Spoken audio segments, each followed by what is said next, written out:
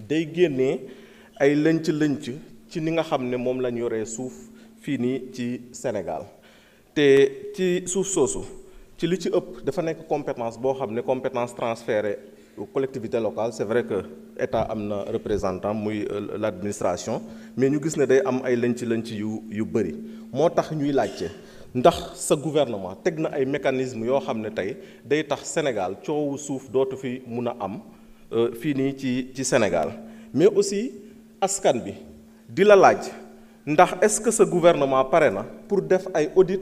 ci suuf soosu ci collectivité locale ko boobu nga xam ne aussi tam chaque jour day jur coow te loolu buñ ko seetloo dinañ ko gis fu ne fu ci mel ni fee ci université bu Sine Saloum, mais aussi fi nga xam ne mooy ca Fatick ca Njaay ci suuf soosu moom la ñuy naan Ngorol. Kon donc monsieur le premier ministre loolu moo nekkoon question bi nga xam ne moom lañ la bëggoon a adressé. Asalaamaaleykum wa rahmatulah.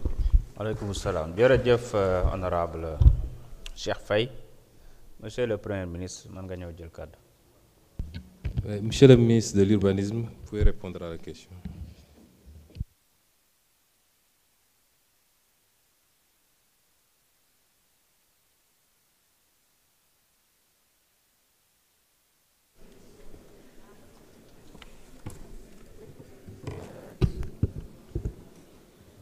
Monsieur le Président de l'Assemblée nationale, Monsieur le Premier ministre, chers collègues, honorables députés, c'est avec beaucoup de plaisir que nous nous tenons devant vous aujourd'hui pour consacrer à cette mission importante de répondre aux questions du peuple à travers cette représentation. Je vais répondre à la question concernant l'importance de l'audit dans la gestion de nos ressources. Et je confirme, et comme nous l'avons donné comme leitmotiv dans notre politique publique, il sera toujours question de vérifier, de contrôler et de faire de sorte que l'ensemble des ressources qui sont entre les mains de cette nation puissent aller vers les populations et selon leurs besoins. Et il ne sera pas uniquement lié à la question foncière, mais aussi à la gestion des ressources et tout ce qui constitue aujourd'hui les besoins des Sénégalais. Je dois quand même préciser que les compétences transférées aux collectivités locales font l'objet de contrôle sur la question foncière. Toutes les délibérations doivent faire l'objet d'un contrôle par les préfets a posteriori. Quand ça dépasse les limites des 10 hectares, il y a toujours une vérification par l'administration de cette délibération. Et quand on est au-dessus de 50 hectares, la présidence de la République doit donner son go pour que nous puissions y aller. Telles sont aujourd'hui les règles qui auraient dû toujours être respectées. Malheureusement, nous connaissons les dérives. Aujourd'hui, au moment où je vous parle, il y a une mission de l'inspection que nous avons diligentée sur l'ensemble des collectivités locales sur lesquelles nous avons observé des dérives et bientôt des décisions seront prises sur cette question-là pour vous dire que rien n'est resté en rade. Souvent aussi, en interaction avec vous, la représentation nationale, vous me faites cas de plusieurs dossiers. Et à chaque fois, nous prenons le temps de faire une instruction, de contacter le maire, de demander aux représentants de l'État de nous faire le point. Et quand nous voyons qu'il y a véritablement des problèmes,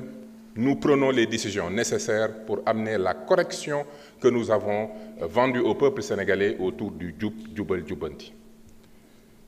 Donc pour tontu ko ci olof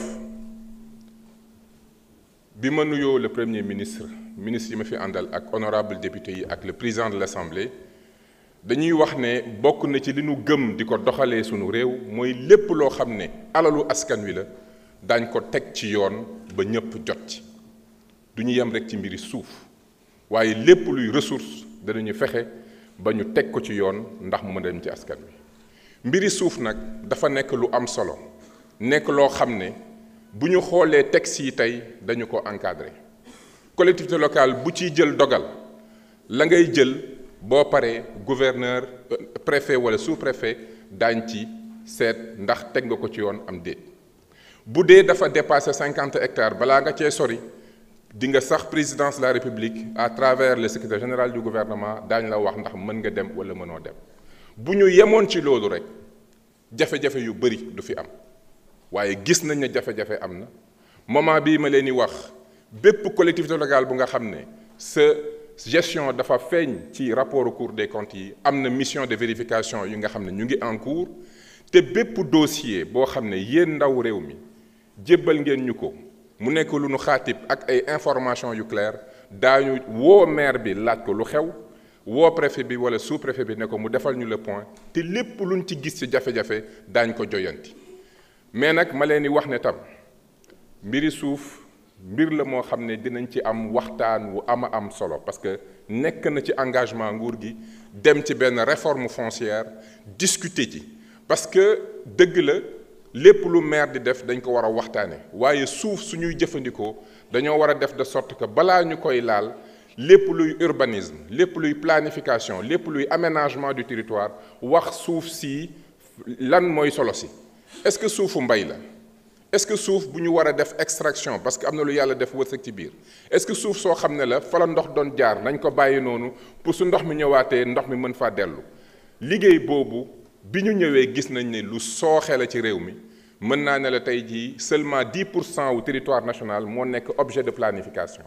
te tant que planification boobu dellu siwul ñu fexe ba territoire bu nekk ñu jox ko des schémas directeurs des plans de cohérence des plans d'urbanisme commune bu nekk nga am détail yu sa commune sa périmètre fii lii circulation la war a doon lii agriculture la war a doon lii dëkkuwaay moo ca gën lii gàncax gu ñu war a préserver la tant que yegguñu foofu ci niveau de planification nit dina jël délibération ci kaw carrière nit dina jël délibération fu nga xam ne inondation la nit dina jël délibération feneen ak feneen ak feneen donc problème bi dafa nekk lu structurel loo xam ne lu xóot la laaj na waxtaane laaj la jiital xam-xam laaj na réforme mais laaj na surtout appliquer règles yi nga xam ne moment bii ma leen di wax loolu moo nekk ci réew mi ñu war koo doxal te mu am ay sooxe kon boog du ma guddal lépp loo xam ne daal jébbal ngeen ñu ko yéen ndaw réew mi daañ ko càmbar doxal ko te président de la république ak premier ministre joxe nañ ay instructions claires pour que ñu dem vers des réformes très structurelles pour que ëllëg ci biir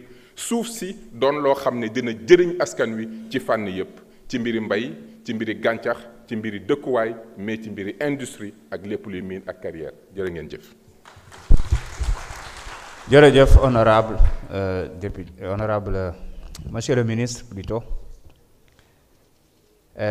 honorable Jacqueline Sagna, vous avez la parole.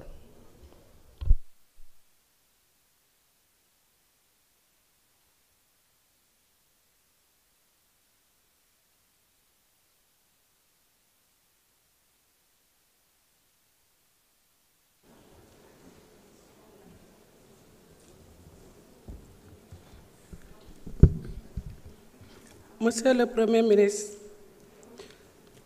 Monsieur le Président de l'Assemblée nationale, Monsieur le Premier ministre, Mesdames, Messieurs les membres du gouvernement ainsi que vos collaborateurs, honorables collègues députés,